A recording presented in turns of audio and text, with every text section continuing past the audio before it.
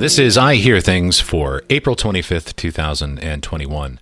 The one thing podcasters must do to prepare for paid podcast subscriptions. That's a lot of plosives. Man, I hope my pop filter is working today. We'll figure that out. So Apple Podcasts has finally unveiled its paid podcasting layer. And so now you can ask people to subscribe to your show like a boss. Apple will take a 30% cut of your subscription revenues, which will decrease to 15% after a year. And for more on this, I encourage you to check out Pod News from the past week, especially Wednesday and Thursday. James Cridlin aggregated a lot of great takes and informational pieces on the whole debacle, so you can read up on it for yourself.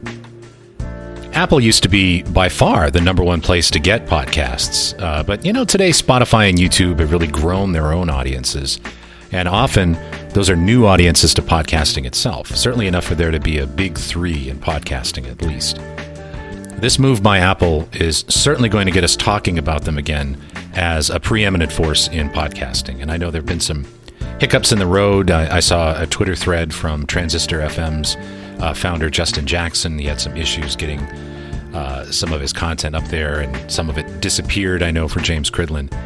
But it's going to get straightened out, and many podcasters are going to be thinking about diving into the great black box that is the paywall of Apple. Now, if you're currently making no dollars, and Apple is giving you a way to make more than no dollars, it might seem like an easy choice. But I can assure you that it's far from an easy choice. Unlike using services like Patreon, which, by the way, just raised a bunch of money just to prepare for this eventuality, when you're using Apple's paywall, you're really ceding any other contact with your audience over to Apple. You don't get email addresses. You don't really get any way to reach out to your audience other than to send them your subscription podcast.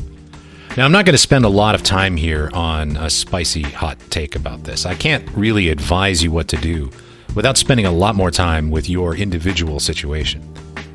I can only say that most podcasters should not lock their content away in this manner. And you might say, Tom, NPR is doing this. Well, yes and no. They're making use of the subscription layer, to be sure. So here is my step-by-step plan to replicating Apple and NPR's model. Step 1, already be NPR. Step 2, do what NPR is doing. That part is simple.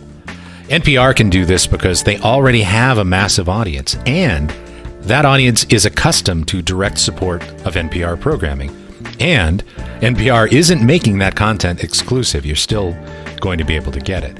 It's just another easy way for people who are already supporting or are predisposed to support NPR programming to do so.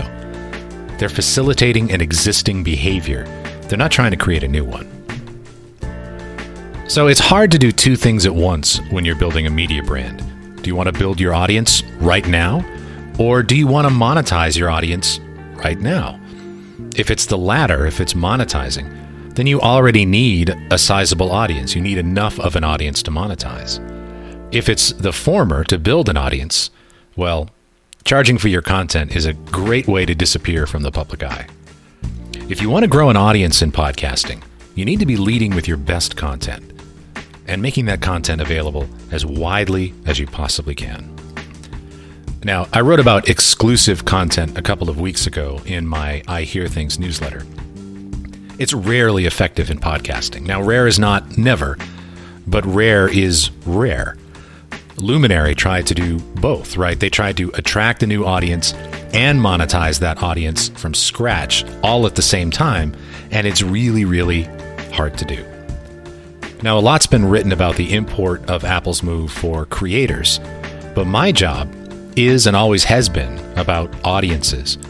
And it's worth thinking about all of this from the audience perspective, too. For those who use the Apple Podcasts app, well, their experience is going to change. The content in the app is going to be divided into two camps: the content Apple makes money from and the content they don't. Those campgrounds, I'm going to bet, are going to end up looking a little bit different to each other. There's going to be some confusion, I think. Now that podcast subscriptions actually are something you have to pay for, if you're not charging, then you're really going to have to over-communicate the term follow. Now, Now, you may fully understand what Apple is doing here because it's in your best interest to do so as a content creator.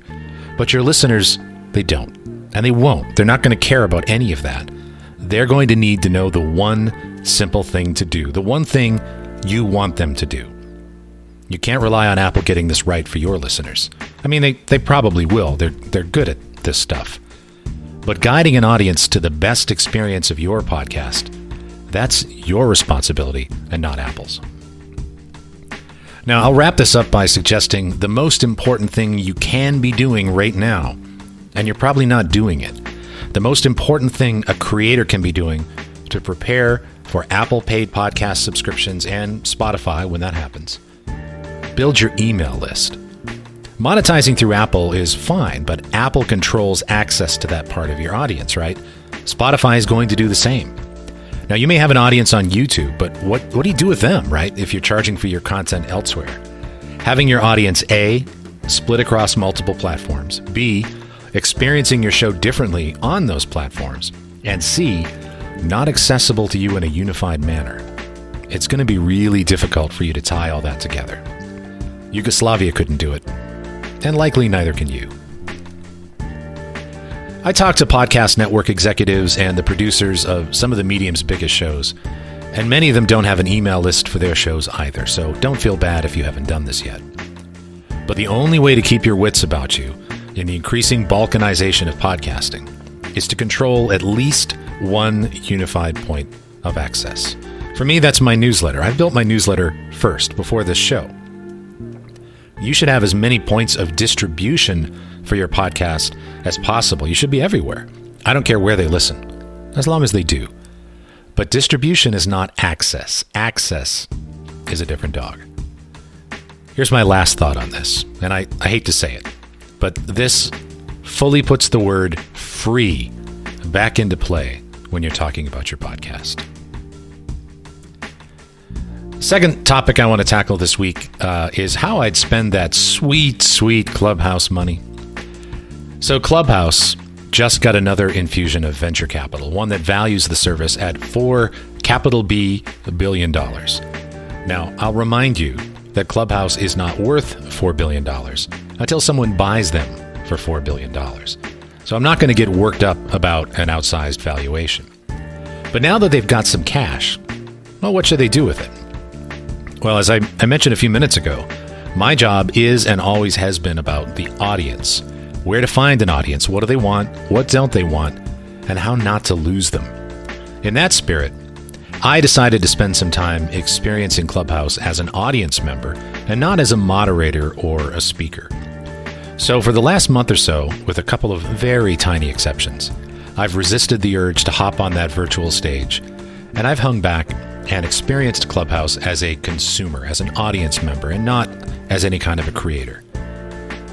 That said, my experience as a consumer it's a little different than yours. I spent nearly a decade of my early career doing all of these dial tests of audio and video programming with audiences. Now, if you've ever watched political debate or something like that on CNN, and you've seen these EKG lines going across the screen with a focus group using these wireless dials to crank the dial up if they like what the politician has to say and crank it down if they don't. That's what I'm talking about here. I've done a crap ton of those, hundreds. I've done them for some of the biggest and best syndicated shows in the world, and I've also done them for some of the worst shows in the world. In fact, I've done this kind of testing so much in my life that dial test going poorly is an actual honest-to-God nightmare that I sometimes have in my sleep, as my wife can verify. The upshot of all of this is that while other people may have superpowers that benefit humanity in some way, my superpower is to see these lines in the space in front of me anytime I listen to content. I see them go up, and I see them go down. I can't shake them.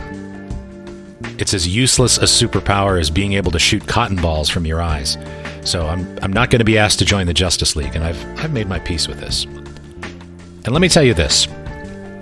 When I listen to Clubhouse, I see the lines going down, way down, all the time.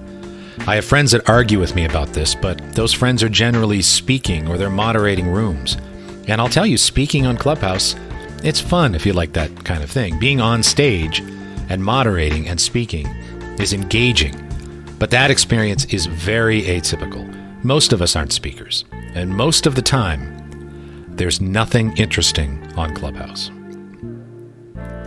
That's really the central problem Clubhouse needs to throw a lot of its newfound VC money at. It doesn't matter what time of day I look at Twitter or Facebook or Instagram, there's something interesting on.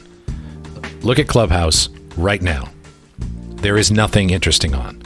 Yeah, there was that cool thing you did there that one time, and maybe that popular room that you do on Saturdays. But right now, this instant, that thing is not there, and there are no things you want. Now, when people repeatedly check a site and see that nothing's on, they're going to stop repeatedly checking that site. Clubhouse is going to be under a lot of pressure to spend that sweet new VC money on getting their Android version out and then user acquisition. But if they don't solve the nothing's on when I look at it problem, it's not really going to matter. If I were an investor in Clubhouse, my fear would be that it's a lot easier for the platforms that are always interesting to add audio than it is for the audio-only platform to become always interesting. That's this week's episode of I Hear Things. I hope you've enjoyed it.